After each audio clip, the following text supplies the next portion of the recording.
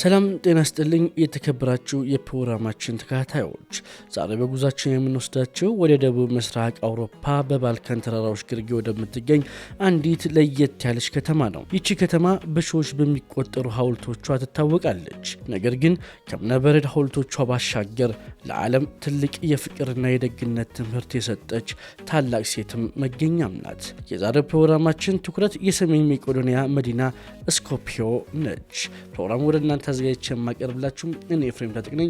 ለቻናላችን አዲስ የሆናችሁ ተመልካቾቻችን ቻናላችንን ላይክ፣ ሼር፣ ሰብስክራይብ በማድረግ ተጨማሪ ቪዲዮዎች እንዲደርሷችሁ ማድረግ ትችላላችሁ። አብራችሁን ቆዩ።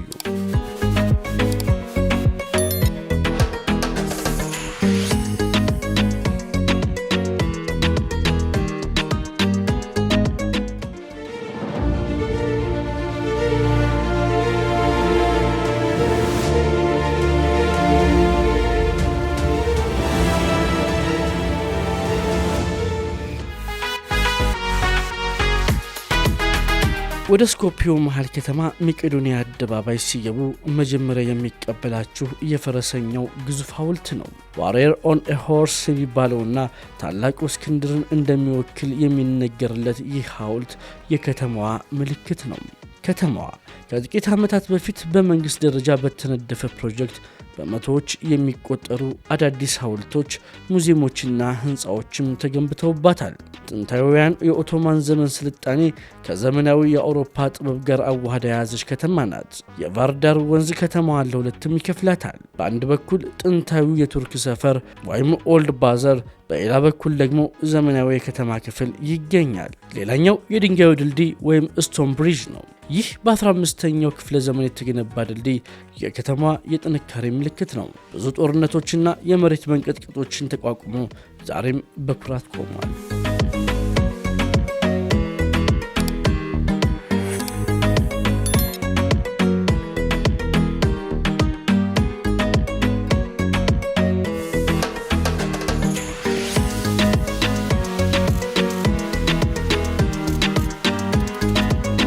ከተማዋ በየጥቂት ሜትሮች ልዩነት በሚገኙ በመቶዎች የሚቆጠሩ ሐውልቶች ተሞልታለች። እንደ አውሮፓውያን አቆጣጠር በ2014 በተካሄደ የከተማ ማሻሻያ ፕሮጀክት ብቻ ከ130 በላይ አዳዲስ ሐውልቶች ቆመዋል። ይህም ከተማዋን በዓለም ላይ በካሬ ሜትር ከፍተኛ የሐውልት ብዛት ያላት ከተማ ሊያስብላትም ችሏል።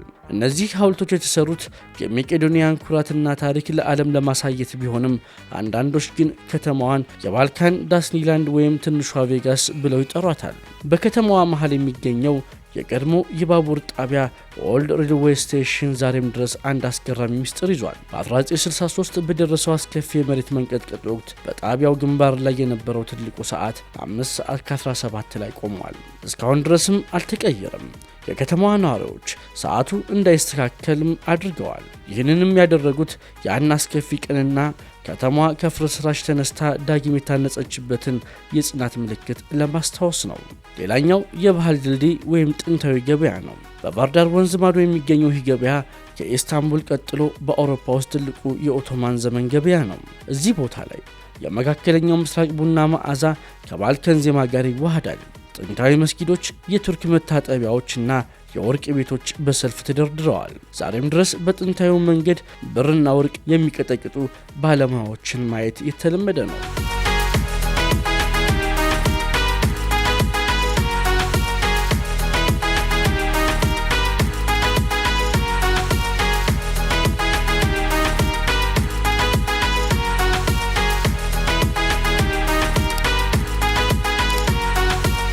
ስኮፒዮ የሐውልት ከተማ ብቻ አይደለችም። የደጎች ከተማ የምትሰኝበት ሌላ ትልቅ ምክንያትም አላት። በዓለም ታሪክ ውስጥ የርኅራሄና የደግነት ተምሳሌት የሆኑት እናት ቴሬዛ ወይም ማዘር ቴሬዛ የተወለዱት እዚሁ ስኮፒዮ ውስጥ ነው። እንደ አውሮፓውያን አቆጣጠር በ1910 አግነስ ጎንዛ ቦንጃንጁ በሚል ስም ተወልደው እስከ 18 ዓመታቸው ድረስ ያደጉት በዚች ከተማ ነው። የስኮፒዮ ሕዝብ ደግነትና ሃይማኖታዊ ስነ ምግባር ለቀጣይ የሰብአዊነት ጉዟቸው መሰረት እንደሆነላቸውም ይነገራል። እርሳቸው በተጠመቁበት የቀድሞ ቤተክርስቲያን ቦታ ላይ ዛሬ የሚያምር መታሰቢያ ቆሟል። እዚህ ሙዚየም ውስጥ የልጅነት ፎቶቸውን፣ የጸሎት መጽሐፎቻቸውንና የተገለገሉባቸውን ቁሳቁሶችን ማየት ይቻላል። ትልቅ ነገር ማድረግ ባንችል እንኳን ትንንሽ ነገሮችን በታላቅ ፍቅር ማድረግ እንችላለን የሚለው የማዘር ቴሬዛ ፍልስፍና በከተማዋ መንፈስ ውስጥ ዛሬም ይኖራል።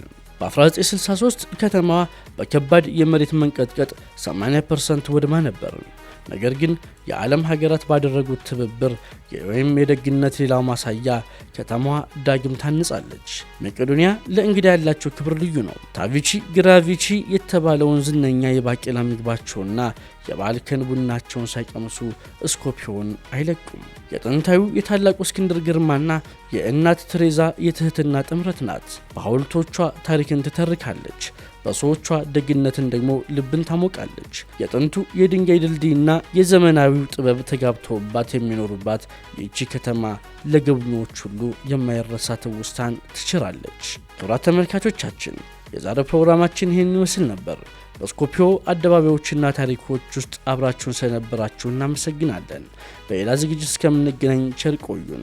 ፕሮግራሙን ወደ እናንተ አዘጋጅቼ ያቀረብኩት እኔ ፍሬንድ ታጤ ነበርኩኝ። ለቻናላችን አዲስ የሆናችሁ ተመልካቾቻችን ቻናላችን ላይክ፣ ሼር፣ ሰብስክራይብ በማድረግ ተጨማሪ ቪዲዮዎች እንዲደርሷችሁ ማድረግ ትችላላችሁ። መልካም ቆይታ።